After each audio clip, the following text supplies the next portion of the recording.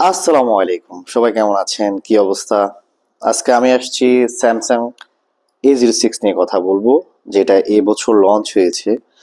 Samsung company normally A06টা খুব slim করেছে, সাইডে খুব পাতলা করেছে, বাট আপনি ইউজ করতে খুব কমফোর্টেবলি ইউজ করতে পারবেন। এবং ডিসপ্লে সাইজটা করেছি 6.7 লার্জ। এটার ক্যামেরা রয়েছে, মেইন ক্যামেরা রয়েছে 50 মেগাপিক্সেল, এবং এর সাথে রয়েছে ডিপ সেন্সর, যেটা আপনি স্মুথলি ছবি উঠাতে পারবেন।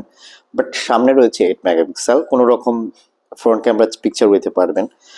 এটা একটা এটা রয়েছে সিকিউরিটি ফিঙ্গারপ্রিন্ট, যেটা আপনার অন অফ করার যে বাটনটা রয়েছে ওখানে আপনি ফিঙ্গারপ্রিন্ট অ্যাড করতে পারবেন।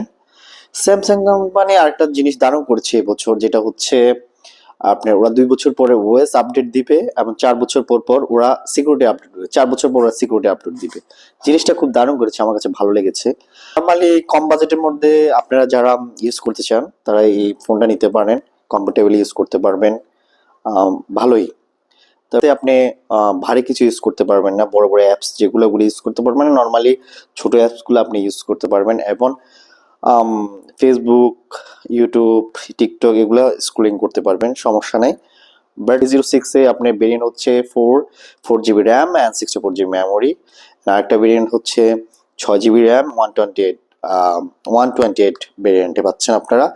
বাট বাংলাদেশে আমার মনে হয় বাংলাদেশে অফিসিয়ালি আসছে কিনা আমি জানি না, বাট আনঅফিসিয়ালি হয়তো পাবেন। বাজেটের মধ্যে আপনারা এই মোবাইলটা ইউজ করতে পারবেন, যেটা আসলে খুবই কমফোর্টেবল। নর্মালি ইউজ করার জন্য আমি মনে করি এটা পারফেক্টেবল। আল্লাহ হাফেজ। আজকে এখানে শেষ করলাম A06 নিয়ে। দেখা হবে পরে কোনো আরেক ভিডিওতে।